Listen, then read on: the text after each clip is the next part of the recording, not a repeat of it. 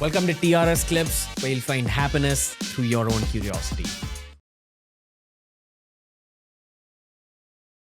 The third most important deity of the Mahavidyas is whom we know as Shorashi or Tripura Sundari. Tripura Sundari herself has her own whole krama of Sri Vidya, which is very popular across India, both in South as well as in other places. And they have the own methods of worship. There are two primary kulas of Shakti Upasana. One is Kali Kula and one is Sri Kula. Kali Kula, where Kali is the main deity, and Sri Kula, where Sri is in the sense of Lalita Tripura Sundari is the main deity. So here also, her worship, there is involvement of particular very famous yantra that is used by all those who know the Sri Vidya Upasana Krama and all that. Sri yantra that is there.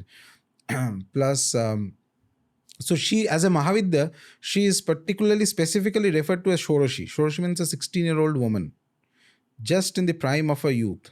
So that is the form that is worshipped. Tripura Sundari, basically, the name as it signifies is she's the most beautiful deity form in all the three worlds. She is very representative of what is known as beauty.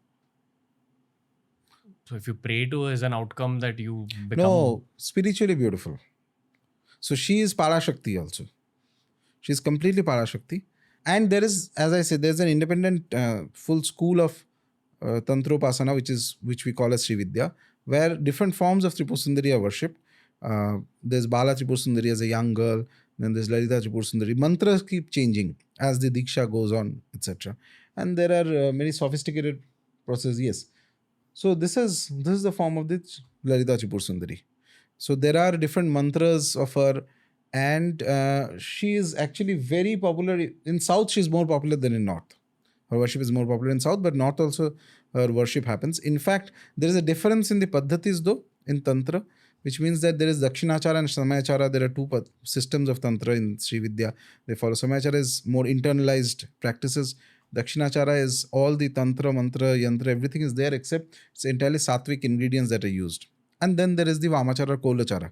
Kolachara practice is where all the offerings of meat, alcohol, etc. can also be done. There are some places where it happens, Kamakhya and all that, it's entirely Kola Tantra. In fact, full of northeastern India, the whole tantric system is Kola. Whether it's Kali, whether it's Tripura Sundari, whether it's anybody. In fact, the main upasana of Maa Kamakhya that happens by the priests, they regard her as Tripura Sundari. That's how the worship happens, but it's in the Kola Paddhati. And it is not Sri Vidya exactly. Sri Vidya requires the worship of Sri Yantra. Here, Sri Yantra worship is less. There are other methods of worship. Shri Yantra is... Open. It's that 3D geometrical... So 3D is the Meru of it. Sri Yantra is one of the most complicated, the most sophisticated Yantra. Third or fourth one, whichever. This one? First, I mean, again, basic question, but explain what a yantra is once again. Yantra is basically a two-dimensional object which contains the energy of the deity. A symbol. Symbol of the deity, yes. It's like as if it's a murti, but in 2D form. 2D form, but it's not a murti. There is no icon in that, but they're geometrical patterns which connect to the deity. So this is the Sri Yantra of Lalita Tripura Sundari. What if I just keep this at home? You can, but ideal course, if you have to make use of it, then you have to do the sadhana of that.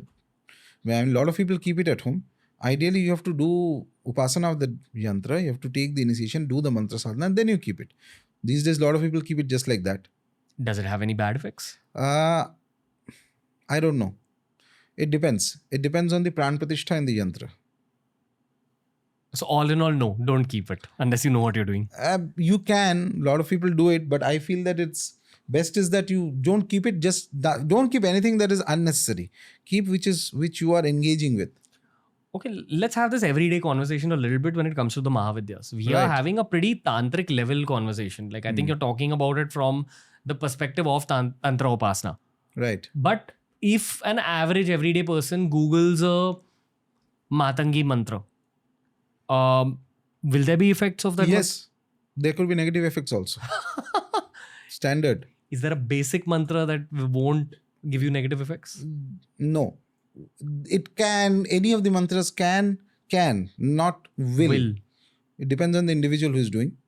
So that is why the safeguards are mentioned taking into account the largest possible denominator. which the worst case scenario is taken into account and the safeguards are built accordingly. Hey, if you enjoyed today's clip, make sure you check out all the other clips we've uploaded on this channel. You'll find a clip related to almost every single topic as long as you're willing to search for it.